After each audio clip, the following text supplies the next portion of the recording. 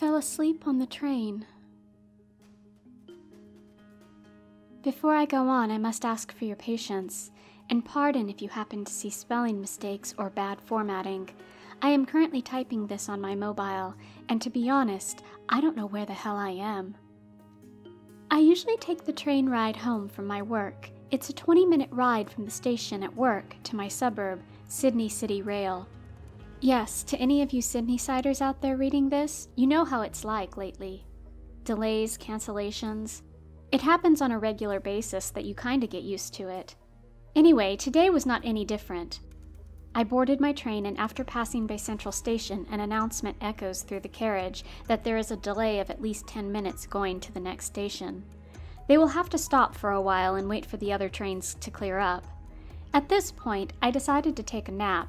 Luckily, even though the train is packed as always, I was able to secure my spot by the window and rest my head by the glass pane. After what felt like a 5-minute power nap, I snapped awake from my slumber and quickly composed myself, not wanting to miss my stop. I checked my watch. It was 5:06 p.m.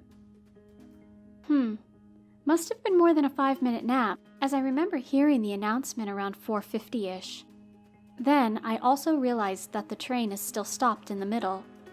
Everyone looked bored out of their wits as I looked around. They seemed to be so bored that they just decided to stare blankly frontwards. There must have been a serious cause of delay, as looking out the window all I could see is fog. One of the trains we were waiting to leave the next station must have overheated or something and started producing smoke, which might have been the cause of the fog. It's getting really thick now, as it seems to be seeping inside our carriage as well. I still didn't pay too much attention to it, as the fog's smoke didn't seem to be causing any alarm. Well, at least the other passengers didn't seem to be too worried about it. I sat there staring at my phone, waiting for it to load a GIF I was looking at before taking a nap. I probably already spent a good half hour staring at my phone, the window, the other passengers. That bloody GIF is still stuck halfway. Checked my watch again. I can't believe it. 5:06 p.m.? What the heck? I checked the time on my phone, and it also reads 5:06 p.m. Something's not right. Even the battery life for my phone is still 51%, the same battery life it had been before I boarded the train. The others are still staring blankly frontwards. I tapped the shoulder of the guy sitting beside me. He didn't even budge. I looked around, stood up a bit from my seat, and only now I noticed something that sent shivers down my spine. Every other passenger has only the whites of their eyes showing. No pupils or irises. All those soulless eyes staring at the void. What in the world is happening? Is this some kind of prank? If this was one, this is one sick prank I don't want to be a part of. I got up and left my seat and made my way towards the front part of the carriage I was in. I pushed the button that would open the 2 doors that would connect my carriage onto the next one. Eerily, it's the same picture. These other passengers all stared blankly, unmoving, emotionless. I tried to reason out what was happening here, but I can't. This just doesn't make any sense. I am starting to panic a bit. I can feel beads of cold sweat trickle from the back of my neck. I decided to walk to the frontmost end of the train. Maybe I can find something sane there from all this madness. As I soldiered on, the fog inside the train got thicker as I pressed onwards towards the front, but it didn't seem to bother the others still. Funny even. It also didn't seem to bother me at all. It should have caused me to cough if I inhaled. Then I heard a voice, coming from one of the carriages I just passed by. It's a child's voice, a little girl. She's calling out to me. "Hello? Mister, can you hear me?" I backtracked to where the voice was coming from. There she was, seated near the doors, and just like the rest of them, only the whites of her eyes shone. "What are you doing here?" she asked. "What do you mean, what am I doing here? I'm a passenger just like you," I replied. "No, you're not supposed to be here. You're different." "What do you mean different? How come? Are you also not like me?" See, everyone's not moving and staring blankly to nowhere, not to mention the creepy eyes just like you. "I don't have creepy eyes." she angrily snaps back. I'm sorry, I didn't mean to be mean to you. But can you help me out here? Where are we? What happened? Do you know? No, I don't know either. But all I know is when he comes, you better hide. Who's he? I asked, a bit puzzled. He looks after us, all of us here. He comes over every now and then and plays with me, and then he goes away with one of the other people. Go where? Who is this man? Why doesn't he take you instead? Can I be next? At this point, that seemed to trigger something in the little girl, and she got agitated. You need to go now! When he sees you, he won't like it! She shouted back at me. There was this looming darkness that came out of her after saying that. I didn't wait for the next scene, or for this man she talked about. I scrambled my way back to the very end of the train this time. I knocked frantically at the guard door to see if someone would answer, but no one did. I tried pressing the emergency release buttons to open the door. Click. Oh my God, it actually opened. Never did I think that it would work. I can feel that looming darkness getting closer. I pried open the doors and looked out. I couldn't see anything beyond the fog. I was to choose between that looming darkness and this fog. I jumped out of the train. I'll take my chances with the fog. I've been walking aimlessly now for what feels like hours. I cannot see beyond what's in front of me. Endless fog. I don't know where this is or the actual time. My watch and my phone are still stuck at 5:06 p.m. I should have never fallen asleep on that train.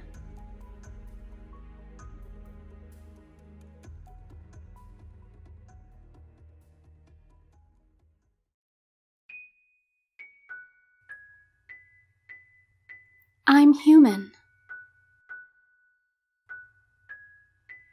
As a child, what scared you the most? I mean, was it things from under your bed, in your cupboard, or something outside your window? I mean, all the childish fears seem to come from our bedroom, and I experienced every type of childish fear when I was growing up.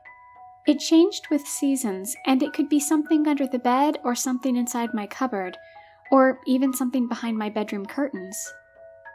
Except the thing that was causing me fear actually had the most unusual intentions towards me, and I don't really know what it was trying to do. Growing up, all I could hear as soon as my parents closed my bedroom door was, I'm human. I'm human. I feel human, and I'm human on the inside. And I had a mixture of agonizing fear and utter confusion. I used to get in trouble from my parents because they would find writing on my bedroom wall, and even etched onto the wall, and the writings always read, I'm human, I feel human on the inside. And I didn't know how to explain this to my parents. When I did try telling them, they would just shout at me for being troublesome, and that I did not respect all the things they were providing for me. Then I tried to think calmly for once because everyone around me always told me to stay calm if I ever found myself in situations that didn't seem friendly. I remember one night, from the inside of my cupboard, I could hear something saying, I'm human, I feel human, and I'm human on the inside. And I dared to say something back. Why do you keep saying you're human? I asked the question, directing it to whatever was inside my cupboard. Because I am human, like you. And I am human. I feel human, and I'm human on the inside. It replied to me from inside my cupboard. That night was probably the best night of my life, because I actually had a pretty good conversation with whatever was inside my cupboard. This thing knew so much about human history and the achievements humans have made throughout the ages, and it kept on saying how it felt so human on the inside. I was less scared of it now, and I wanted to introduce my friend to whatever this thing was, so I invited my friend for a sleepover at my house. I told my friend about how he would hear something saying it's human either from under my bed or inside my cupboard, and my friend was excited. I was excited to share the experience with my friend. He arrived at my house and we played games all day long, but that wasn't the main event though. It was when night came that the real fun was going to start. As soon as my parents turned the lights out and closed the door, both me and my friend heard the strange thing saying, "I'm human, I'm human. I feel human, and I feel human on the inside." And my friend looked at me in such frightful entertainment. He was breathing so fast, and I urged him to speak with it so he would learn how intelligent this thing is and how much he knows about humanity. "Why do you keep saying you're human?" my friend asked the thing who was inside my cupboard again. "Because I am human, and I feel human on the inside, and I chant this as it helps me be human," the thing replied to my friend. "So, are you really human? Because it kinda sounds like you're not human," my friend asked the thing in my cupboard. There was a moment of silence, and it seemed like the thing in my cupboard was offended, and we could both hear deep breathing. Then the creature desperately started chanting as if it was begging or praying for something, and it kept on saying, much faster this time, "I am human, I am human, I am human, I feel human, I feel human." And my friend had this look on his face like he had caused trouble.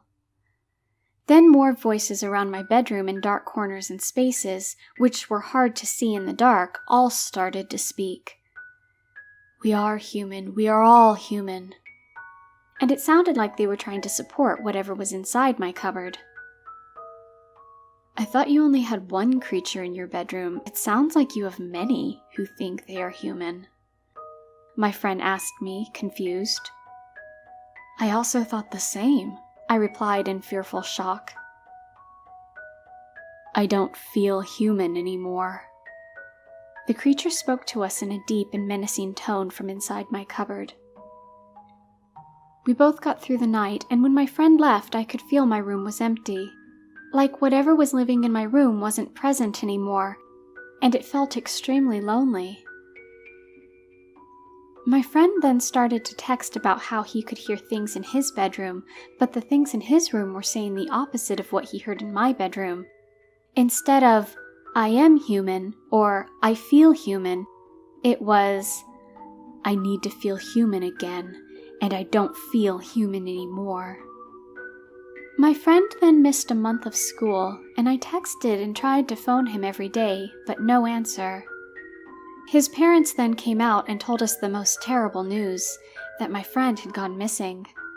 On that very same day when I found out my friend had gone missing, I heard the thing in my cupboard start talking again, and it said, "I feel human again, I feel human again." And in the middle of the chanting, I swear I heard my friend moaning and desperately calling for help until he was silenced. The thing inside my cupboard sometimes asks me if I think it's human, and without hesitation I always say, "Yes, you are human, and not just on the inside, but on the outside as well." And I really do miss my friend. I mean, what hideous, horrible thing could it actually be that thinks it's human, feels human, but is only human on the inside?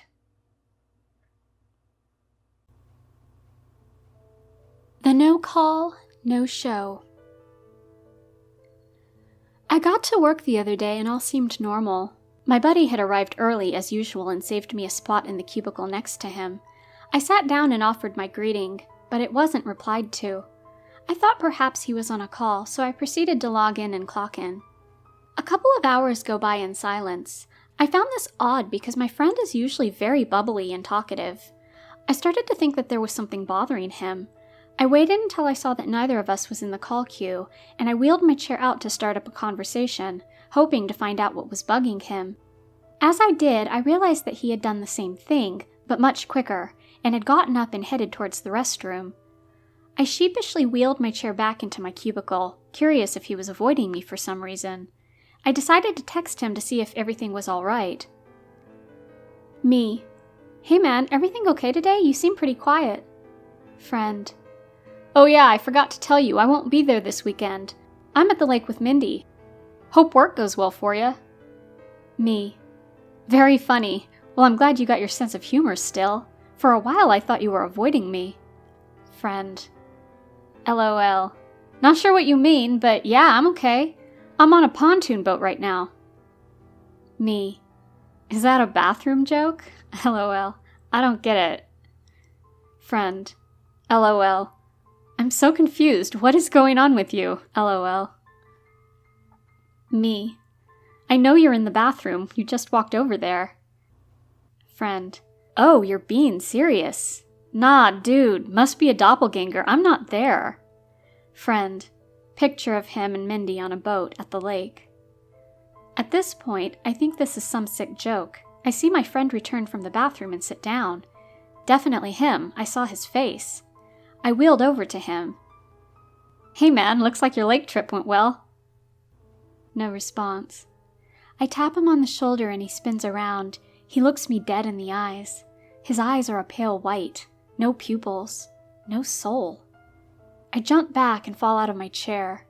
People in cubicles around me look to see what the commotion is. They see what is happening, and they see my friend standing above me and start rushing over to assist. They hesitate when they see his eyes. All of a sudden, an ear-piercing screech resounds from my friend's mouth that causes even my vision to warp. All my coworkers grab their ears and fall to the floor.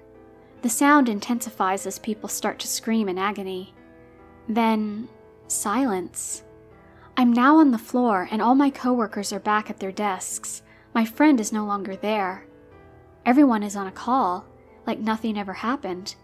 My supervisor approaches. Are you okay? Not really. Did you hear that screeching? They had not heard the screeching. They sent me home and recommended that I see a psychiatrist. The following week, I attended my friend's funeral.